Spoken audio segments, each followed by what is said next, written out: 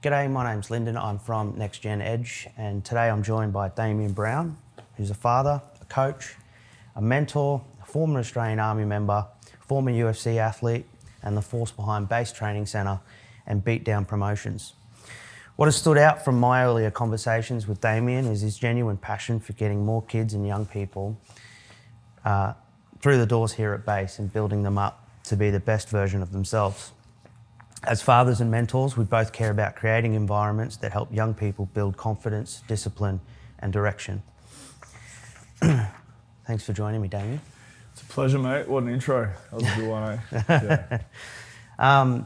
So, Damien, as I mentioned, you've worn a lot of hats in your life: soldier, fighter, coach, father, mentor, promoter. Which role do you think has shaped you the most?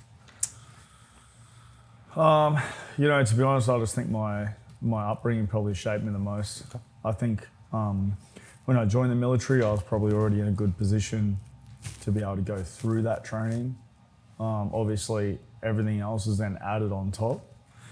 I think the military added to my fight career, and I think obviously my fight career then added to my ability to go on and run a gym. Yep. But yeah, I definitely was raised by a father who was ex-military as well. Gotcha. And a truck driver. And so yeah, I think probably I'd just go all the way back and say my upbringing was what really shaped me into maybe not who I am today, but what got me through the things that I endured, or the jobs that I chose, and then they all added on top. Yeah. Okay. And how has being a dad changed the way that you lead, coach, and work with young people more broadly? Well, my son was 2 when I started the gym. I just think I think it could be different if maybe I was a girl dad, but I'm not. Yeah. Okay, like I'm a boy dad. I'm pretty strict. I didn't get a lot of people say like once you've had a daughter, you get the softer side comes out or whatever. Yeah. Can definitely relate to that as a girl dad myself. Yeah, so I think the benefits besides the obvious of being a parent is you start to learn the boundaries of what kids have. Yeah. Okay, so you understand, how far you can push them when they're genuinely upset, when they're shocked, or I guess like not actually upset, just experiencing difficulties. Yep. And you still just start to understand where you can push them, where you can't, where you need to be caring, and where you need to be like disciplinary. Yeah. So I think that side of things, as far as being a parent, has helped with coaching. Again, I've been coaching kids now for 7 years, so I think any coach for the first 12 months, like when a kid hit the mat and started crying, I'd freak out. Yeah. Do you know what I mean? Yeah. But over time, you start to learn those boundaries. But obviously, being a parent definitely helps with that. Yeah. To get you going initially. Yeah. Yeah, I suppose one of the things that in my career working in youth, obviously in a slightly different capacity to yourself, is that. And I share this a bit. When it's my own child, I must admit I struggle a little bit because there's that kind of emotional connection, or certainly more emotional connection. And even my little boy's just started training here, and I see him running amok and being a bit of a unit, as I'm sure you've seen. And He definitely is. I just have to like stand back and not like be like, oi, and just let you guys do that. And that's hard for me, but something I'm slowly getting used to. And I think just over time, when you work with other people's kids, you can lean on a lot of the stuff as a parent, but still kind of just rely on your skills and the things you've learnt, and the rapport that you build with that kid. It's funny because when it's your kid, it's different. 100%. Because my kid competed for the first time. Yeah. When he was 5 and he got hurt. Yeah. And I flew off the handle. Yeah. Like the referee was at fault. Yeah. It was everyone else's fault. Yeah, but the reality was he got neck cranked and I was really annoyed about it. Yeah. But I was probably more reactive Yeah. to my own son getting hurt Yeah. than others. In other situations, I'd be a lot more caring towards a child. Not that I wasn't towards my son, but I was very caring towards my son, and then attack the referee. in a professional way. Yeah. Where I felt like he didn't implement the rules, but it triggered me a lot more being my own son. Yeah. Whereas a lot of other kids, I'd be caring to the kid and then I would kind of brush it off so I could help the kid through it rather than creating like a bit of a scene. I definitely created a scene with my own son. Yeah. So, you know, I'm caring towards them both equally, but I had a bigger reaction towards the situation. It's more visceral. Yeah. But you know, that's a learning curve, and that's something that having your own kids in a sport as well as being a parent, can teach you. So but that's definitely a funny one for parents. Parents next to the mat is quite interesting in sport. You know, like everyone's seen the soccer mum. The dance mum, as we put it. I've never seen the dance mum, but the soccer mum, the football mum. You know, if you've never seen a dad at a jiu-jitsu comp, then it's a sight to see. That's for sure. Yeah. Well, I'm competing on May 10, so maybe I'll get to see that. So you've said to me in the past, just, you know, we've had chats around the gym, and I've picked your brain a little bit prior to today, and you've said that. In terms of ratio, you've got more kids here than adults as members. Just now, And you've also said that you'd like to actually grow that ratio further. You want to see more kids coming through the gym. Why is that such an important focus for you? It's the future. Yeah. You know, I don't think that there's any secret in the world that the current generation is a lot more ill-disciplined. Call them troubled, you know, whatever people want to label it as. I just think that there's a lot more restrictions around parenting.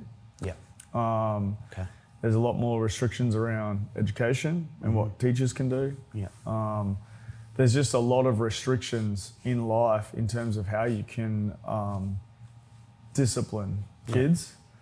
I'm not saying any old method is better than current methods. I just think that that's just where the world's at the moment. More stimulus too with social media. More stimulus, like screen time, iPads. We experience it. We all experience it. I'm a dad. 100%.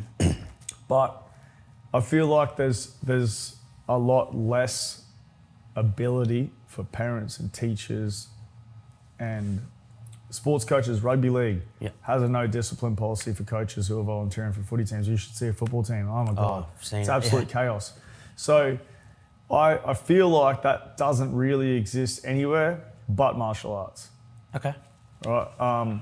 And so I feel like martial arts is very much, I always refer to it as the last line of discipline in the world for kids.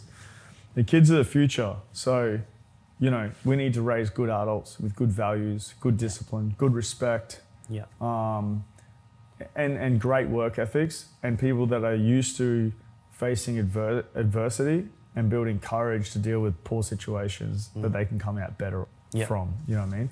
Or they can target positive outcomes. And martial arts provides problem solving for kids. It provides emotional responses they have to work through.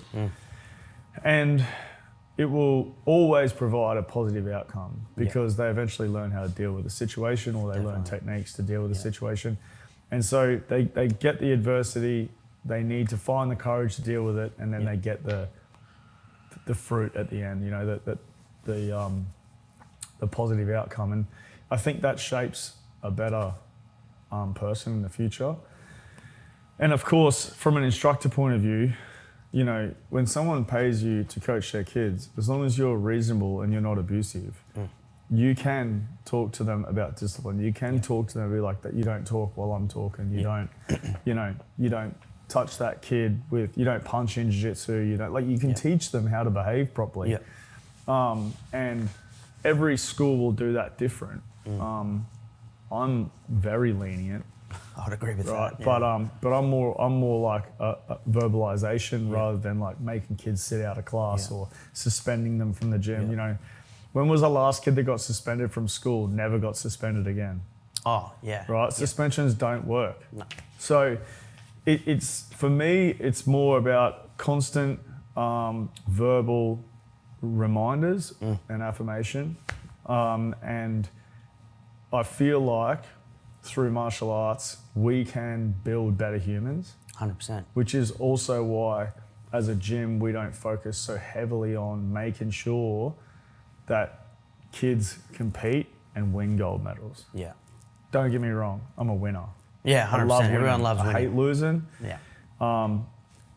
But, you know, I don't care if a 5-year-old wins a gold medal. As long as he shakes in my hand when he walks through the door, he's respectful through the class to his teammates and his coaches, and he shakes my hand on the way out, then I feel like I'm building a better person. Yeah. So that's why, that's probably a long-winded way of explaining why it's super important to me that I have 70% of my members are kids. And if I could, I would have kids classes, 3 or 4 of them every afternoon, and I would have 100 kids in every class. Yeah. And we're blessed with great people in the gym, so we have great coaching ratios. Yeah. We target 1 coach for every 6 to 10 kids maximum.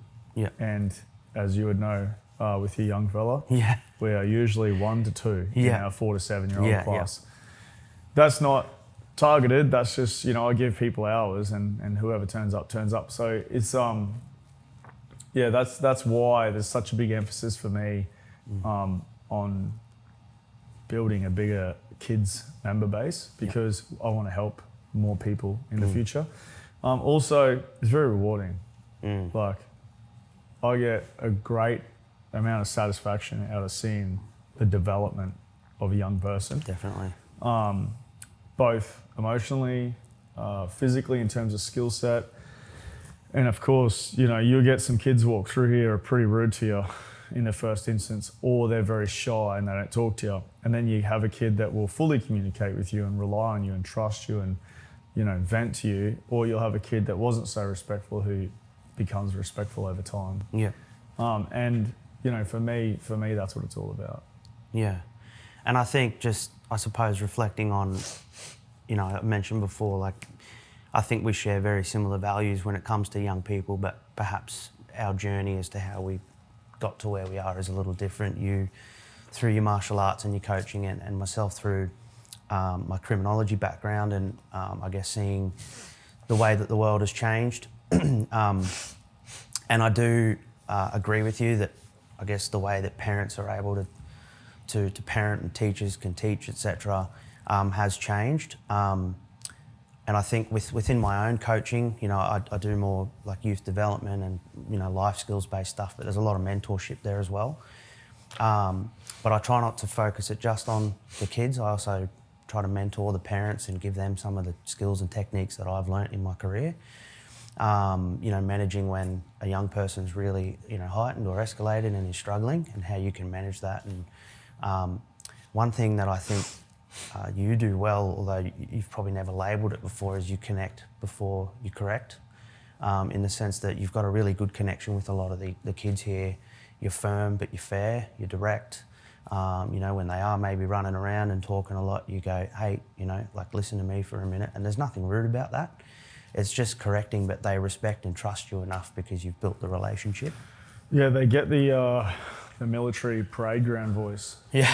And then you can hear a pin drop. Yeah. But also, but just to your point of educating parents. Yeah. Like, I love that, because what I find the biggest issue with our job as martial arts coaches and mentors is we can provide this discipline inside the gym. But if you're at home and you let your kids swear at you, you know, and be rude and disrespectful to you, then like the impact that we get to have is very small. Exactly. Because it doesn't go off the mats. But what you find is, if you have a child who's maybe a little disciplined because they don't listen to their parents, which is super common, they come here and they learn better values and better, you know, higher levels of respect, and it actually transfers across, because the parent's trying, but they're limited in their abilities to discipline kids, definitely. right? Because we all know they respond to something different. You know, one kid will like the naughty corner with his face facing the wall, and the other one will go to their bedroom and be fine, and another kid can be banned from their iPad for a week, and you know, so all those kids react to different things. So if the parents are trying to discipline their kids but just not quite getting there, then what we do adds to that. You know, it's probably something that we don't we don't really do. It's not really our job to go to the parent and be like, hey, like I've passed on this discipline, so you should implement it at home. Of course, right? yeah. They got their parenting style, but their parenting style of not disciplining your kids at all and just allowing them to be whoever they are doesn't help us. No. Yeah. Yeah, and I think it's not so much about me, telling parents how to discipline their kids. That's not what I'm trying to do with NextGen Edge, but it might be just unpacking, okay, well, this was a scenario that we faced this week, this is what we tried to do. And it just might be, let's maybe switch it up and like, what if we tried this instead? That was a really good approach and that seemed to have some impact. What if we switch it, And just, I guess, guiding them and helping them through that problem solving, because I'm a really big believer in the idea that like it takes a village to raise a child. And sometimes, as a parent, we were saying before, we have that really visceral response with our own kids, and sometimes we're too close to the situation and we need someone from the outside to maybe just provide a slightly different perspective to make us go, oh, okay, maybe I can try this different. Does that make sense? Yeah. And I think it's a joint effort, regardless of whether it's in a mixed martial arts gym, in a youth development type space, or any situation. A lot like of what that. you mentioned, subconscious. I'm going to keep that connect before you correct. I'm going to keep that. I'm going to take that away. I like that. Yeah. Connect before you correct. Yeah, definitely. You've got to have a relationship, and you've got to, like, the young person has to trust and respect you. Now that you've labelled it, makes sense, right? That's definitely what we do here. 100%. It's definitely what the other coaches do as well. Yeah, like every coach definitely. knows, like every kid, their name is known by everyone. We have a Exactly. connection with them all. Yep. It may not be every coach knows every kid's name, but on the mat that night, everyone knows it. Yeah. And so that connect before you correct is a really nice cue. So I'm going to steal that one. Please do. Yeah. Yeah. When a young person starts training consistently in the right environment, what's the first change you see? You kind of mentioned it a little bit before, but around their respect levels might change. Yeah. Confidence. So the confidence to speak. Yep. The confidence to act. Yep. The confidence to, challenge other kids that are doing the wrong thing. So just the confidence in a kid, So we could pick like situations like, oh, they're confident in their skill set, or they're confident to tell someone that they don't like it, or they're confident to, say hello to you. Like there's 4-year-olds who walk through the door. You go, hey Bob, how you going? Yeah. And they hide behind dad's leg or mum's leg, you know what I mean? Yeah. And then it might take 5 days, 5 sessions, 5 months, but eventually that kid's going to start talking to me and I'm going to become, their mentor and a trusted person in their life that they can come to and be like, school was terrible today. Yeah. I've had kids sit there and tell me about things that they experienced at school and then mum and dad couldn't get it out of them. Do you know what I mean? Yeah. And we have a conversation with mum and dad, and they're like, okay, cool, now we know where they're at. Yeah. So it's like the confidence to be, outspoken and advocate, and challenge people and keep people accountable and execute a technique that otherwise they might, like, because even just the skills, like teaching skills, they need confidence to go away and then do those skills. And most of them just don't have that. So the first change we see in everyone is confidence. Yep. And that'll be from either just like they'll speak when they normally don't, or they'll act when they normally don't, or they'll question something when they normally don't. Yeah. And that's cool because you get little people starting to come out of their shell. Yeah, just reflecting on confidence. My boy's only been coming the last 4 weeks. He's a bit more boisterous, I must admit. Like, I think the first day you met him, he was trying to climb in the box with all the new gear that you'd bought in. He's in my retail space. Yeah, he was trying to sell stuff. But he's slowly starting to understand. Like when he walks in, he's got to stand in his line. He's got to do his rolls. He's got to listen. He still checks in with me and gives me a little thumbs up to make sure that I'm still there. But he's slowly growing. And then even if I look at myself as an adult, when I first came into the gym 2.5 years ago, I was a little bit nervous. I'd done martial arts before. I've done martial arts my whole life. Nothing like jiu-jitsu. And, you know, I knew that it was a mixed martial arts gym. I knew who you were, and I was like, oh, you know, is it going to be like a fight gym where everyone's like real serious and trying to punch each other's heads in? And I realised pretty quickly that wasn't the kind of place that I was walking into. Of course, we've got fighters here, but they're all wonderful, they're helpful. You know, even Max Kelly, for example, you know, we all love Maxie. He's very he's just unapologetically him, but he's willing to chat. He's authentic. He does have one of the kindest hearts. Oh, massively, yeah. You know, and from even seeing when I first walked into the gym and the way that my confidence has grown, you know, I crack jokes with Georgia and yourself on the mat, and you know, when the time's right. And it takes a while. It definitely takes a while in that setting, and it should take a while in that setting for people to understand, you know, when to talk, who to talk to. 100%. There's still a time and a place. Where your boundaries are, you know, and that really just comes back to, it's the same as we're talking with the kids, that really just comes back to teaching people that there's a time and place 100%. for everything, you know. And like you said, it's daunting going into a gym. Yeah. It's very daunting doing anything for the first time. But walking into a martial arts gym is one of the scariest things you'll do. I still remember doing it myself in 2009, and I had a background in martial arts. And it's just, you don't know what to expect. And a lot of the time, there is a lot of fight advertising and fight emphasis and training to fight. And, you know, that people say like fight gyms lose money all the time. Like fighters cost you money. You know, it's not the person that costs you money. It's the environment that costs you money. And that's because people like yourself walk in and go, this is not for me. Because you're not here to fight. You're here for fitness and friendship and learning new skills and being part of something, hopefully, that allows you to escape for an hour a day. Do you know what I mean? And then there's people like me who want to make a career out of it and fight. And so, you know, we have to, it's probably one of my biggest challenges is trying to find the balance in that. But, you know, that's something we do and we've had great success with so far. But for me, it's about numbers, right? And it's not about numbers for any other reason but changing people's lives. The more people are on the mats, the more people I get to help, the more people that are confident, the more people that are build a skill set to, you know, defend themselves. Even if you don't build a skill set to be able to fight in a situation, it might be a skill set that allows you to de-escalate or remove yourself from a situation by kind of like not fighting back, but kind of like fighting your way out of it, you know? So yeah, it's that's what it's all about. And I think it's a great point because my next question is actually about culture.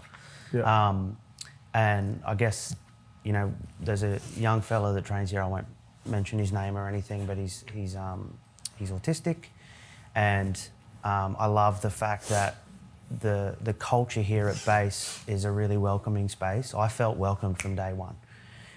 Even though I was still a bit nervous, I definitely felt welcome from day one.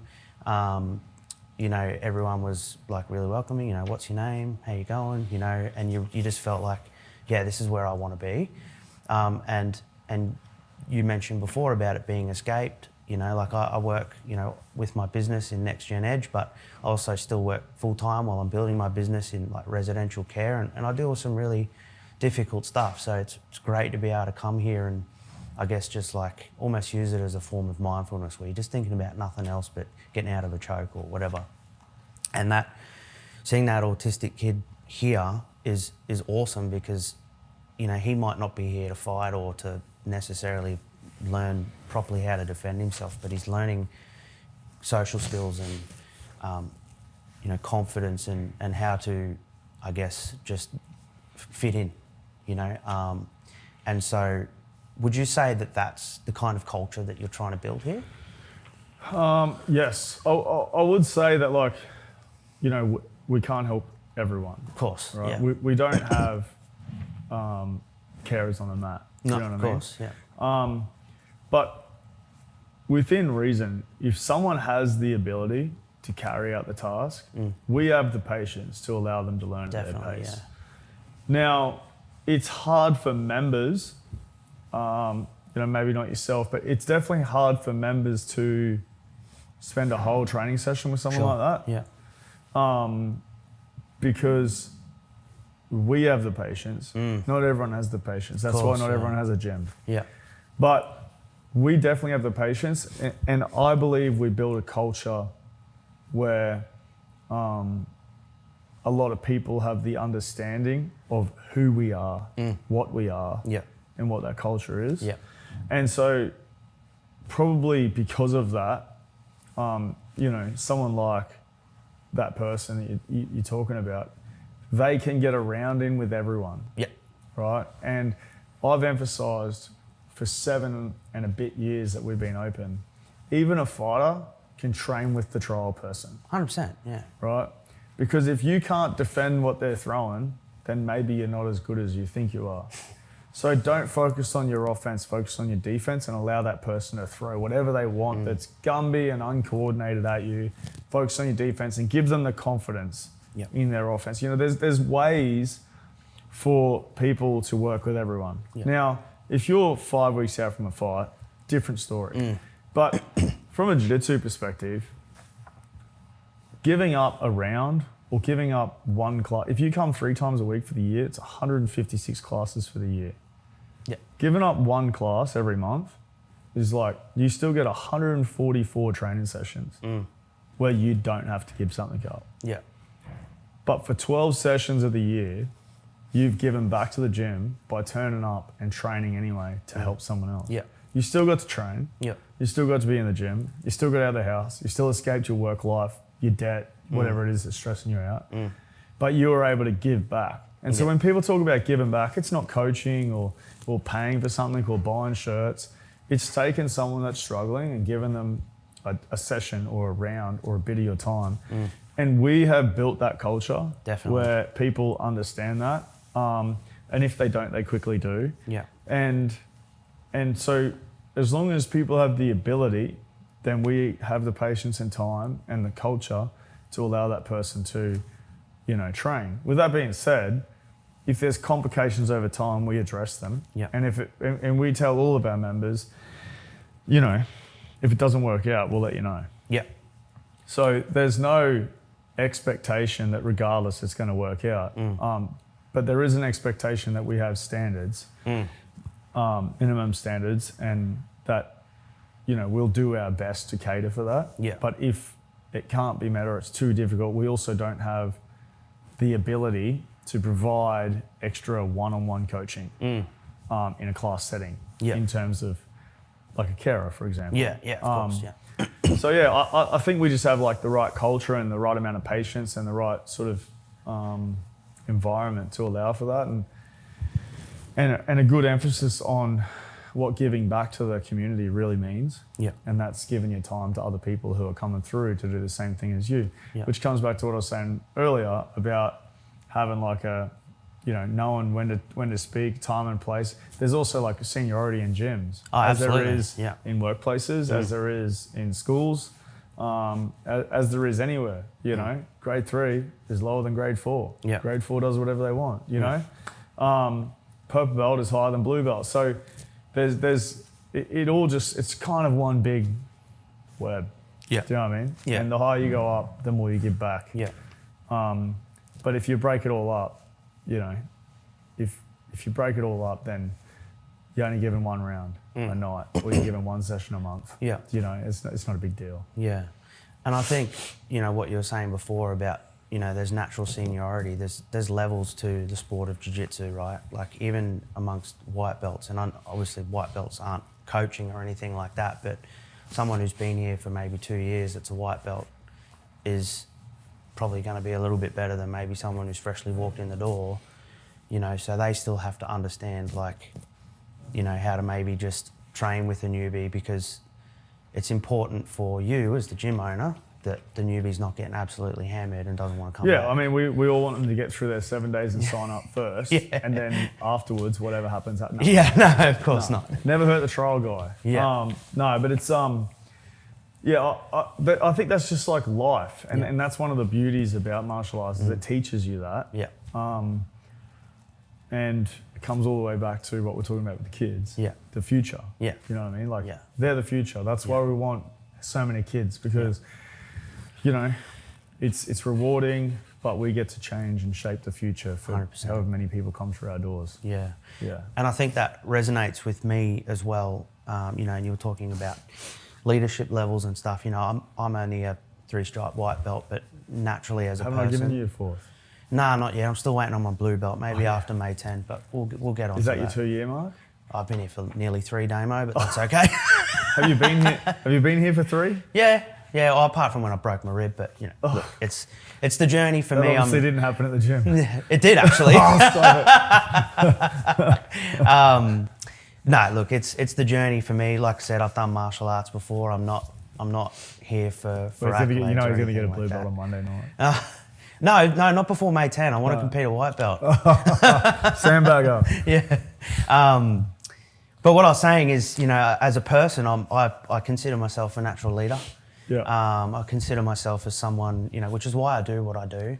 And it's also why I think, you know, when I walked in that night and you partnered me up with that young fella I was talking about, it's something you've identified in me that, you know, you knew I would have the patience to just roll with him. You know, I'm not there to coach him, but just to maybe pump him up and, you know, try to get him to build that confidence. That's my job. Yeah. You know, and I tell the other coaches in my gym, you know, particularly the ones that want to go and own gyms, your job is to read the room, manage the room, and then, you know, understand your members. to everyone coming through. You've got to understand everyone. And so, you know, when I look around, there might be someone that, was that mine? Yeah, it was your watch. It's not. Anyway, maybe my watch. Siri's trying to butt in on the conversation here. So when I look around the room, you know, I'll look at someone like yourself and be like, I don't need to be like, hey, Lyndon, don't hurt him. You know what I mean? Like, I'll just be like, hey, man, can you go with him? You'll identify what's going on. You'll work it out. You'll cater to it. Yeah. Other people will be like, maybe trying to overcoach. I'll be like, hey, guys, don't overcoach. 2 or 3 main points. Walk them through it. Repetition's going to get it done, not overcomplicating it. Someone else might be like a fighter. I'll be like, hey, man, just take it easy for a round.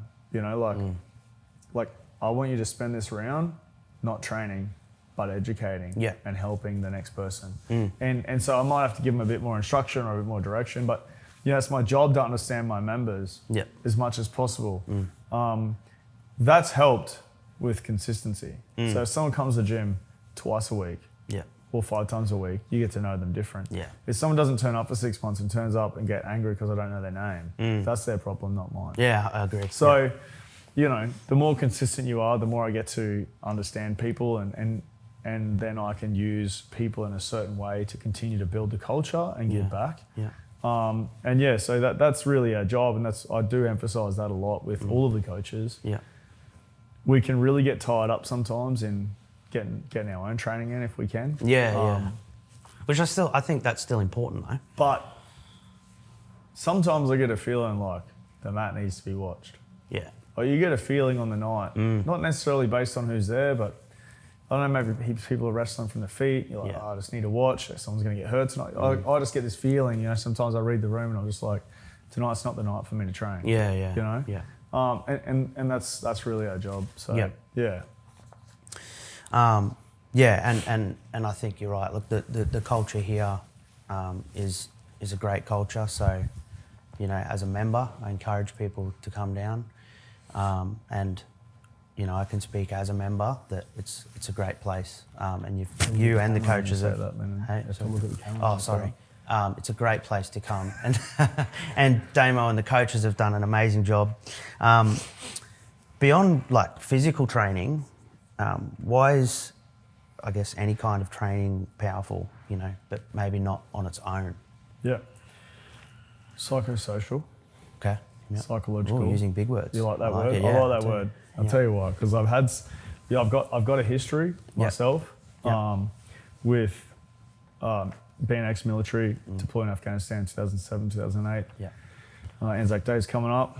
So, you know, I have a history myself. I have my own issues, and psychosocial is big for kids, for mental health, for everyone. So there's for those that don't understand, that's being around people and socializing and whatnot. So there's a big emphasis on that for us, but also psychological. So probably going back maybe like 10 years ago, I still remember a conversation with an old coach of mine, and it was about the police force. So there was a study done that proved that 3 intense training sessions per week could reduce the, not necessarily symptoms, but the impact of mental health issues in terms of trauma in police officers at the time by a significant amount. So essentially their advice was to make sure that you got 3 intense training sessions a week. What does that mean? That means training to a level of intensity that allows your body to focus on the task at hand and not the external factors. So for some people that would be a rate of perceived exertion of like 8, you know what I mean? Other people might need to push themselves to 10 because they can still think under pressure. But whatever it is, training to an intensity that pulls your thoughts to the task at hand. Okay, like how sick do you feel? How hard is it? You know, your breathing's heavy. Oh man, my heart rate must be 180. But I'm no longer thinking about, you know, the fucking body that I've seen, or sorry my language, but like this stuff like that. So there's the psychological aspect. We always, in a really simple way, would say for 1 hour a day, you get to escape the external factors in your life that cause stress. The reason why martial arts is good for that is you don't need a rate of perceived exertion of 10 to do that. You need a threat from a friend who's not going to hurt you. Gotcha. So if you're concerned that I'm going to choke you with a guillotine, I'm not going to hurt you because you can tap. But you also don't want me to submit you. But you're not thinking about how angry your wife was 10 minutes ago before you walked in while I'm trying to choke you. You're more worried about getting choked. So the psychological aspect of martial arts is that we don't need the intensity. We just need the friendly fire. And the threat of submissions, or in, you know, a striking sense, if that's what your cup of tea is, the punch in the face, from someone who's not trying to knock you out but trying to work on their moves. And we can escape for as long as that lasts. So for some people, they might just need 30 minutes. For some, they need 60. Some people, I'm certain that they living in my gym. Do you know what I mean? Some people will be here twice a day, 2 hours at a time. So, you know, they're the 2 big things outside of actually just learning skill, which I'm certain was the question before I got on a tangent. Is the psychosocial aspect, okay? And it's something that Veterans Affairs, and that's just based on my own experience, is something that they really focus on. Is if there's a benefit to that side of things, then they'll support it. And I'm sure all other agencies would do the same if that's what the patient or client or customer needs. And then the other aspect is just your everyday person. You know, it could be you sit in the traffic for an hour and you're thinking about how shit your boss is, and you know how you hate your government job, or you don't like your office job, or maybe you don't like sitting in a crane for 12 hours a day. You know what I mean? Like you've got all these. It doesn't even have to be a problem. It's just like, oh man, what a terrible job I've got. Like I don't want to do that again tomorrow. You know what? Drop into the gym. But I'll tell you what, doing bench press and lifting weights is awesome. But you're not going to not think about your life. Right? How many people are on their phone just doing their normal stuff? You can't text someone on your phone while someone's on your back trying to choke you out. It's like you've got to escape that. And the only way to escape that, for me, without the intensity, is to do martial arts. And so that's the big aspect for us. I guess from my perspective, you know, with NextGen Edge, I'm not teaching martial arts. I'm teaching or coaching or mentoring young people in their development as people in a different way through life skills and I guess just accountability in between our sessions and things like that. What happens, do you think, when young people have both strong coaching and strong life skills and that support in their life? They become great leaders. Okay. I think. Like if you have strong coaching, strong mentors, and they already have good life skills, then hopefully they just become great people, you know. And the better your life skills and the better your ability is to absorb the things that have been taught to you, then I think you go on to become a good leader. And if not a good leader, because leadership is a skill as well, at least you go on to be a good, positive contribution to society. Yeah. Call it that. You know what I mean? Like a good person that contributes proactively and positively to society and not negatively. So I think good coaching, good mentorship, and then just good like life skills is probably a dream balance these days, isn't it? Yeah, I think it's achievable. Yeah. But I think certainly the world I grew up in, you know, I was born in the 90s, so I was one of the first. You're so young. Eh? Yeah, I know, but I was one of the first what they call technological natives. Yeah. So I was the first generation that like grew up as technology did. I went from dial-up to... I feel like you're insulting me, but I'm not, I'm trying not to. You know, whereas like probably like Gen X or even my parents' generation, you know, a lot of them really struggle with this idea of the way that society has changed with technology and social media and now AI coming into the picture. So I think that those things are achievable. I just think that the world that we're doing it in now makes that a little bit more difficult. So we have to adapt as well as coaches and mentors, I think. Yeah, I agree with that. You know, like the problem with coaches and mentors is they are always the older generation. Yeah. Right? Regardless of what generation that is.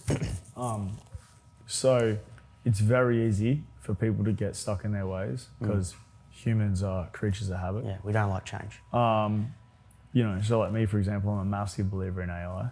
Yeah. Hopefully it takes over the world and runs my business for me.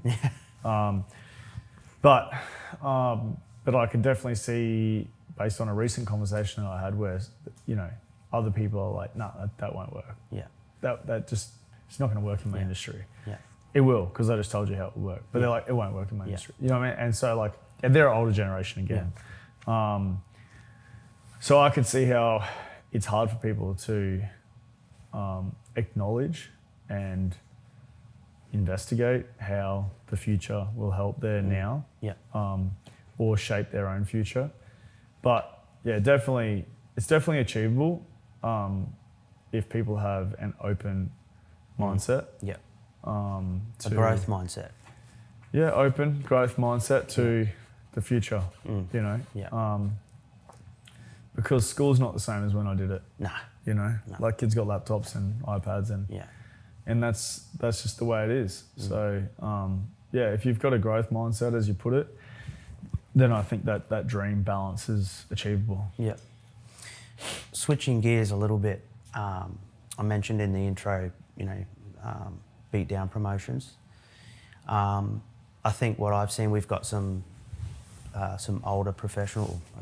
When I say older professional fighters, they're like, you know, late 20s. Yeah.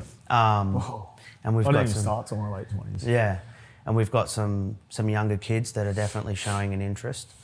Would you say that something like Beatdown promotions, you know, gives them a goal to work towards or a pathway? You know, whether it be that they want to take fighting up as a career or maybe as a pathway to like their own personal growth? Well, I would love to sit here and just pump my own wheels up. Yeah.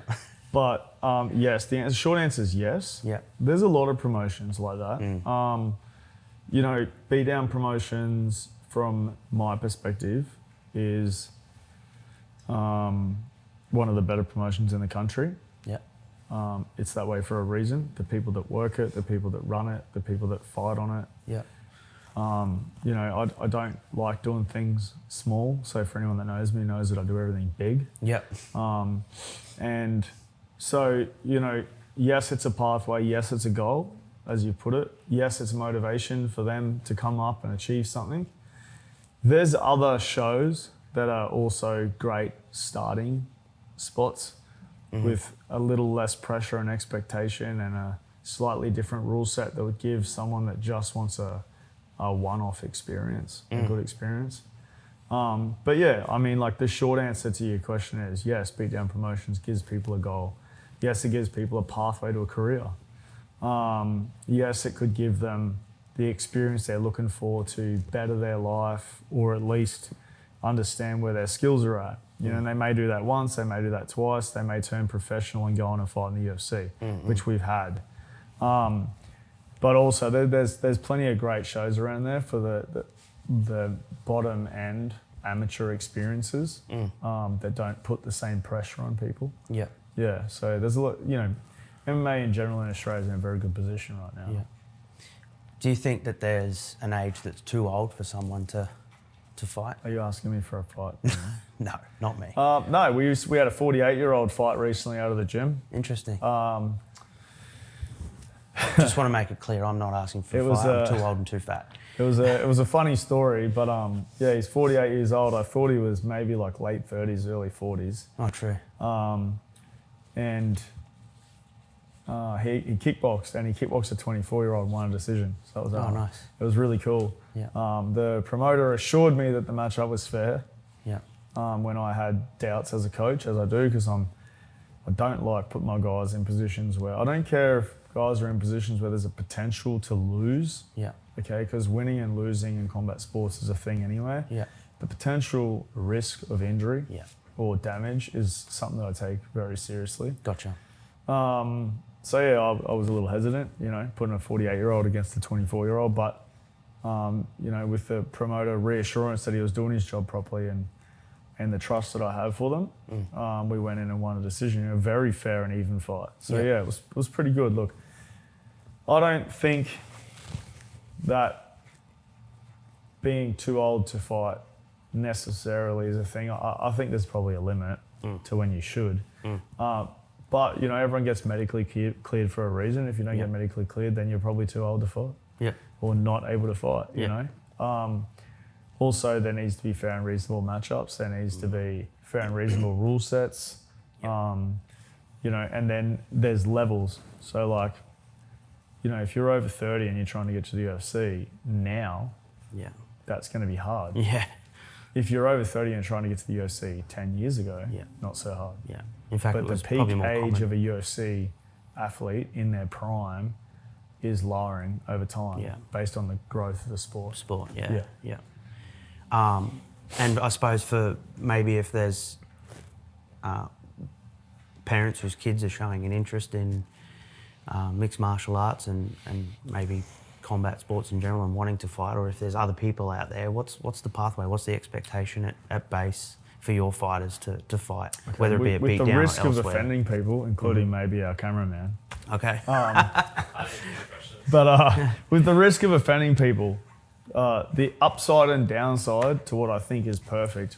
First of all, we have a great program here. Our kids do MMA, which is basically, you know, kickboxing combinations, explaining it a little bit, but more just teaching them the pathways and neurological pathways and how to strike and how to, you know, defend and then doing wrestling and jiu-jitsu at the same time. We have an all-inclusive program. But if you had to choose what to put your kid into single discipline-wise, MMA is definitely getting there where it's its own sport. Yeah. I'll put my son into boxing and I'll put my son into jiu-jitsu. Okay. At a school that has an MMA mindset, so wrestling-based jiu-jitsu. Yeah. In saying that, I don't think boxing has evolved at all in terms of teaching kids in the last 40 years. Okay. I don't think kids under 12 should have blood noses, be sparring to the point where they're crying and beating the shit out of each other. Yeah. But that is still what's happening. Yeah. But I also understand from the fight perspective that it's at that age that they become world champions at 21 and 22 and go on to do great things if they make it through. Yeah. And that's the issue. Yeah. And I think wrestling is the same, just a lot less head trauma. Yeah. You know, a wrestling room is so grueling and so difficult that I believe they lose so many kids in the first period of time of training based on how hard it is before they find the really talented, you know, teenagers who could go on to do great things because they scare them off when they don't have resilience and they don't have courage and they don't so they don't allow the kids to build their personalities and their you know, ability to deal with difficult situations. Yeah. They just throw them in. If you don't survive, you don't survive. Yeah. The difference is with boxing is that like it's the head trauma, you know what I mean? And so, but yeah, my advice from a good skill set point of view is throw your kids in boxing and throw them in jiu-jitsu at a wrestling based school. Yeah. But maybe be selective in your choice of boxing gyms. Yeah. Yeah. Yeah. And come to base. Or just join our base training center mixed martial arts program for kids, which is 6 days a week. Yeah. And our kids don't spar with headshots until they're 12. Yeah. There's also levels And to it. at 12, once they turn 13, we just put them in our adults class as if it's fighting is something they want to do. And then they get looked after by the adults. Yeah, so they're not actually getting hit hard anyway. No. And there's also, I think, just in my own observations of the kids' classes since my boy's been coming here, there's levels to each of the kids' classes too, right? They're trained at their own level, their own age, their own capacity, you know, so it kids mitigates that potential for them to leave because it's too hard. Well, kids have a difficulty with physical tasks. So like if you asked your 4-year-old to do a sit-up without their feet anchored, they would roll over and stand up. They wouldn't sit up. They wouldn't do a sit-up. They can't do a sit-up. They haven't developed yet. So asking them to do an armbar is super hard. Yeah. So asking them to sweep or stand up or reverse the position is way easier, particularly because the other child also hasn't developed as well. So they're not actually holding them down as hard. So it's a lot easier to teach kids certain things at certain ages that they can learn and maintain interest in the sport long enough to stay and learn everything else. Yeah. So that's why we have a very specific curriculum that's taught to all of our kids and adults programs. And I think we've had great success with it so far. Yeah. Just got a couple more questions before we finish up.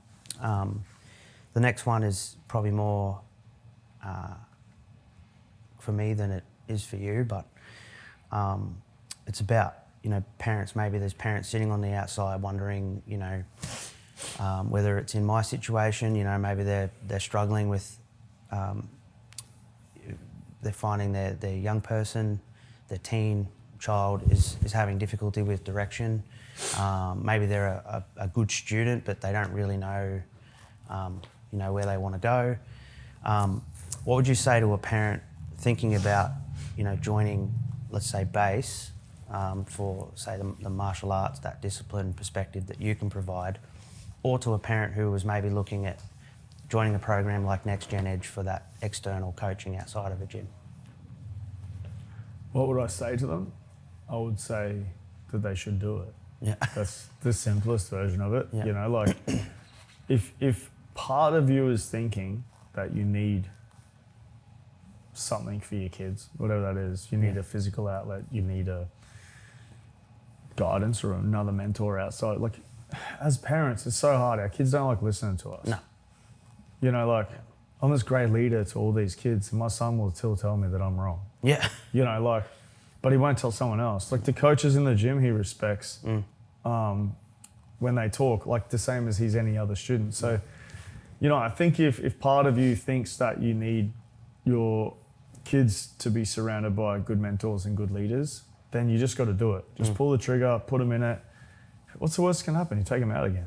Yeah. You know what I mean?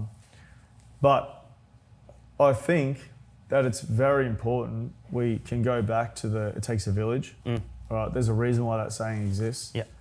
It's very important that we surround our kids by different people that have different leadership skills or can teach different skill sets. I can't fix a motorbike, but I would love for someone to teach my son how to fix his motorbike because he rides motorbikes.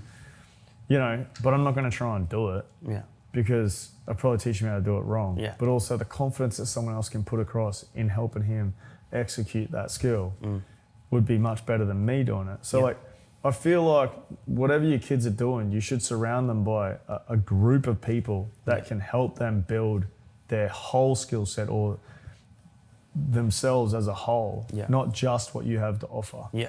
And I also think in gyms, if a gym has one coach teaches every class, you're only limited to their skill set. Yeah. If your gym has 6 coaches that teaches 6 different skill sets, but even the same technique 6 different ways, you're now limited to 6 variations of that. So you get to build yourself as a better person with a bigger skill set. So parents who are thinking about, NextGen Edge, who are thinking about martial arts, just don't think about it. Yeah. Do it. Yeah. If you don't like it, you can just take them out. Yeah.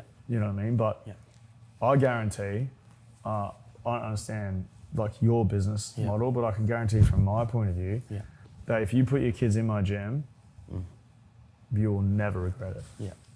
And I can say the same for NextGen Edge. I believe in what I do, and I've got the experience and the knowledge, and I created it because I wanted parents for that, exactly what you were saying before. My kids are the same, right? If I take them out in public or if they go and stay at someone's house, the feedback is always, they were an angel, they were great. As soon as they're home, they're pushing boundaries a bit more. That is reassurance to me, though, as a parent, that I'm actually doing a good job, because they feel safe to do that. But at the same time, I still rely on some other people, whether it be friends or other people, to provide some external, perspectives, right? Because often I'm too close to the situation. And you have that, we talked about that emotional response that we have as parents that's very different. And so that's part of the philosophy for NextGen Edge, is I want to be a part of young people's village, and help parents and young people to obviously grow the next generation. So similar goal, but different pathway. Yeah. If that makes sense. And just, I guess, last question, thinking as a father and a mentor, what do you think young people need more of today than maybe they did, say, 10 or 20 years ago? Outdoors. Young people need to be outdoors. Yeah. There's so much screen time, there's so much gaming, there's, even the school system, there's just so much stuff. I just think they need to be outdoors. We need to get your kids outside and allow them to fall off push bikes, and allow them to learn to deal with adversity, and allow them to be guided by other people and other people's standards. Allow them to, have someone else tell them that something's right or wrong. Like, a lot of parents are like, you can't parent my kid. I wrap them in bubble wrap. Your kids are going to grow up and some boss is going to tell them they're doing a bad job. Yeah. You know what I mean? Like, they need that stuff. Now, don't discipline my kid. Tell me, and I'll discipline him myself, because I'm pretty hard on him. But you can tell him what's right and wrong. You know what I mean? Like, don't scream at him. Yeah. But you can be like, hey man, like, can you not do that here? Yeah. Like, my kid will get scared of that. Yeah. Because someone else is telling them not to do something. Yeah. So it's like, allow your kids to be outdoors. Allow your kids to be in different settings that they have to be around other people and live by other people's standards as well. Allow them to learn what the real world is like. Yeah. Don't protect them as much. Yeah. Yeah, I think there's that for sure. And then find somewhere for your kids to learn and understand what discipline and respect and good values are, because they'll get that from home. But there's going to be a smaller percentage of them that get that in the next 10 years and the next 20 years and the next 30 years, based on the way the world's going. Yeah. Yeah. Damien, from everything that we've talked about today, I think what stands out to me is that when young people are given the right environment, the right standards and the right guidance, they can grow in really powerful ways. And I think that's pretty clear that that's a big part of what sits behind both Base Training Centre and NextGen Edge, helping young people build confidence, discipline, resilience, and direction, and not just for sport, but for life. I think, within Base, obviously you coach in combat sports, but there's bigger life lessons that come with it. So I just wanted to share that. And also, thank you so much for sitting with me, having this whole thing set up for me. I really appreciate it. So thanks for your time. That's all right, mate. It's been a pleasure. Hopefully both of our businesses can change a lot of people's lives moving forward and shape good people for the future. Agreed. Thanks, mate. Thank you.